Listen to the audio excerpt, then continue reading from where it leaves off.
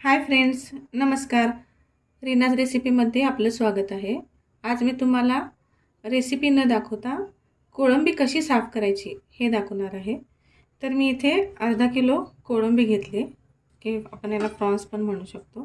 तर अशा खूप बारीक कोळंबी घ्यायची नाही, मोठी कोळंबी घ्यायची. तुम्ही बघू शकता अशा पद्धतीने.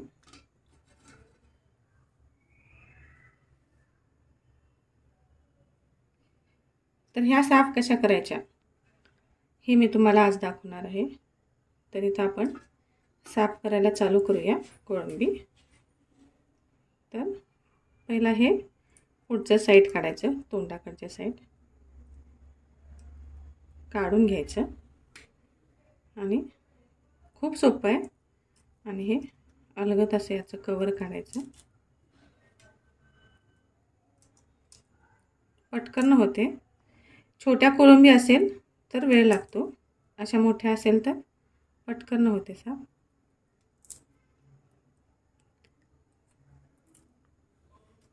आणि इथे छोटासा एक मध्ये काळा धागा असतो, त्याला आपण थोडासा कट मारायचा. तर तुम्ही बघू शकता हा धागा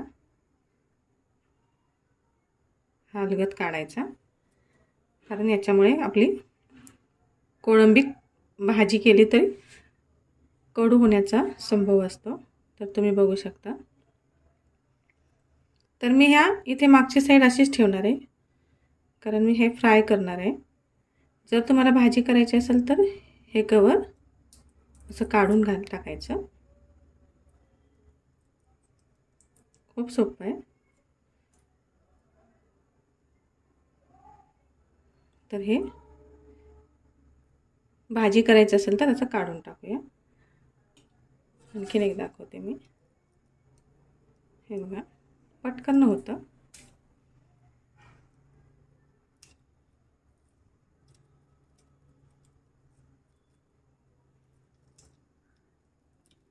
हातातून थोडी सटकते मऊ असल्यामुळे.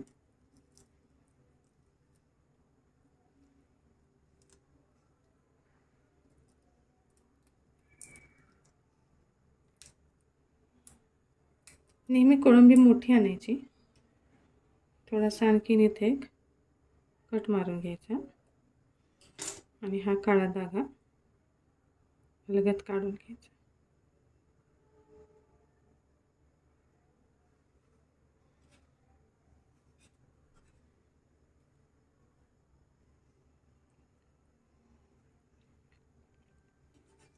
हे बघा, फास्ट करते.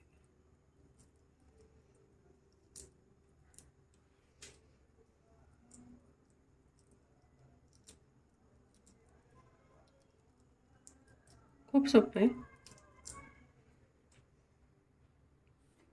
त्याला एक कट मारून घ्यायचं.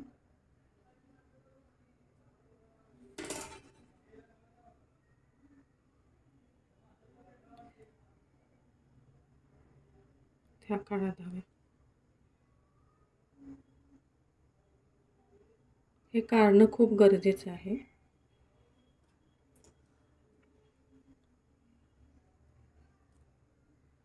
तर अशाच पद्धतीने मी सगळ्या कोळंबी तुम्हाला इथे साफ करून दाखवते.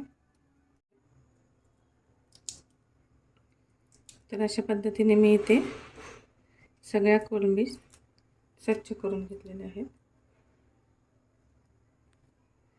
तर तुम्ही बघू शकता.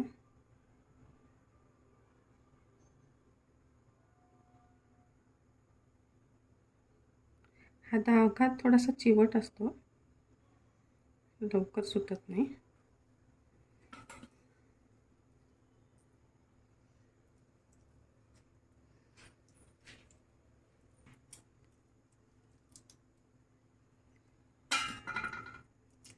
एवढी कोळंबी साफ करायला मला एक 10 मिनिटं लागली.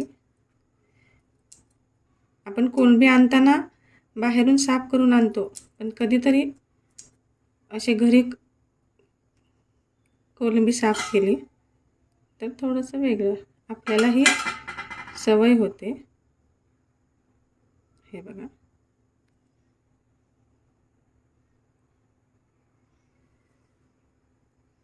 तर अशा पद्धतीने मी सगळ्या कोलंबी इथे साफ केलेल्या आहेत. याला आता स्वच्छ धुवून घ्यायचं. तर ही कोळंबी साफ करायची टीप तुम्हाला कशी वाटली हे कमेंट बॉक्समध्ये मला नक्की कळवा.